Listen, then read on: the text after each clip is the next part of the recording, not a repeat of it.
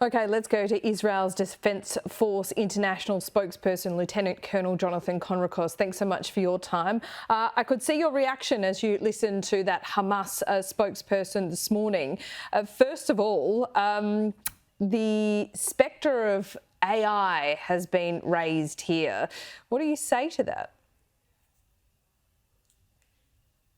Frankly, I find this all quite ridiculous, and I am concerned by the bandwidth and the attention that international media is giving to a fake that has been debunked, and I think should have been laid to rest many hours ago. I cannot think of another conflict where one side, a terrorist organization, would make a claim, and the other side, a sovereign democratic military, would not only make a claim, but actually show evidence, the best evidence available, other than bringing a spokesperson for Islamic Jihad, putting him in front of a camera and saying, "Did you fire those rockets?" And he would say yes. Maybe that would convince people who still need a nudge in order to be convinced. But the credibility of the previous person on air, I think, is as close to the ground, perhaps at the level of Hamas tunnels. That's where his credibility is. Yeah, look, he offers nothing of substance, and it's only talk. And unfortunately, that kind of stuff still carries air and interest. I think it's very unfortunate because all of the technical and all of the facts on the ground indicate and support exactly what we said. This wasn't an Israeli missile or ordnance. This was a rocket that malfunctioned, exploded on the ground. And if you've seen footage of impact sites in Israel, for instance, in Sderot or in Ashkelon or Ashdod, they look exactly like that site. Fire, charred vehicles, not a lot of debris around because it's not a huge blast, but fire and charred area and a small crater. That's exactly what a rocket impact looks like. Yes, and my colleague Peter Stefanovic certainly did put that Hamas spokesperson under some quite, heavy questioning there, and I think that was the right thing to do. But it is important that your detractors not only accept this evidence and believe you. This is because what is really hinged on this is a further escalation of this war. Jonathan, there has been a request today for an international investigator to be allowed into Gaza as far as Israel could facilitate this, and I accept that that doesn't all fall to your responsibility, but as far as you could facilitate that, would you? Let's look at the issues we have at hand, right? We have an ongoing war between Israel and Hamas that Hamas started by killing 1,000 Israeli civilians and abducting almost 200. Now we have a little fake incident that Hamas has blown out of proportion, and unwilling or lazy journalists or unknowing or lazy journalists have blown out of proportion and amplified.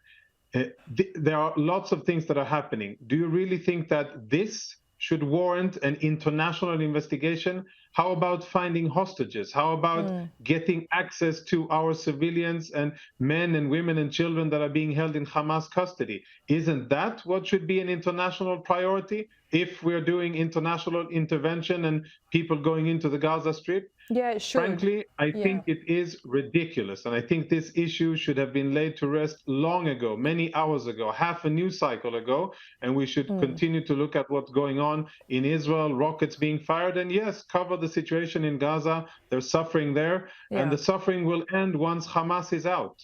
Look, I accept that, Jonathan, but whether you like it or not, what has happened here, and perhaps this was strategic from Hamas, this claim early, which was really, and you're right, put to bed by the evidence Israel provided soon after, has done two things. That has the Arab world around you has erupted in protest in Beirut, in Syria and further afield. It has also meant that the visit by Joe Biden to Israel, he was meant to go on to the Arab summit in Jordan, was cancelled by those leaders. So the false claim, as you put it, has set back really what could have been some progress being made in this area. And that's why perhaps what I was suggesting about an international investigator. That's the only reason. Yeah, I think the only lasting effect that this Hamas fake will have will be perhaps if there are honest conversations made in newsrooms around the world, they'll tell themselves that, this time I think we got it a bit wrong. We were too quick to use Hamas information and brand it as the truth.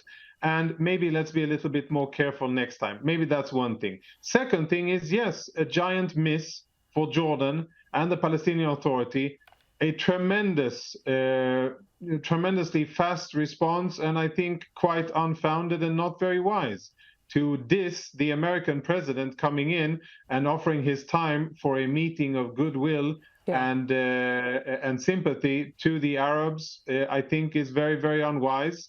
I never mind too much when my adversaries make mistakes, but I think it was a very bad decision by them. Never miss an opportunity to miss an opportunity, the adage goes. But finally, before I let you go, Jonathan, I note not only the protests in Beirut, but it seems that there is a growing concern about your northern border.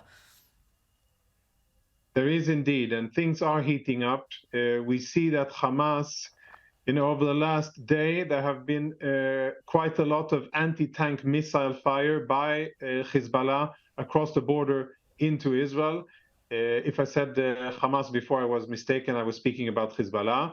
Hezbollah is there, and they seem quite committed to trying to escalate the situation. They've been trying to infiltrate into Israel, and we see a spike in rhetoric by Lebanese officials as well. That is an issue.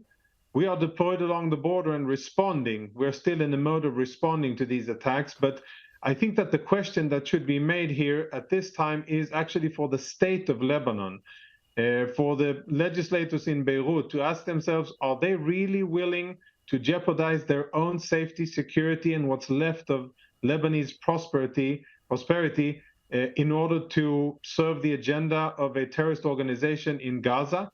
Do they really want to do that? Because as things are now, Hezbollah is leading them towards that way. It's a dangerous way. We are not interested in escalating the situation there. We're just responding to what's happening and defending along the border. We've evacuated civilians along the border as well, our civilians, and we are keeping our focus on the south. But Hezbollah is, I think, on very thin ice when it comes to what they're doing with Israel, and that should be in context.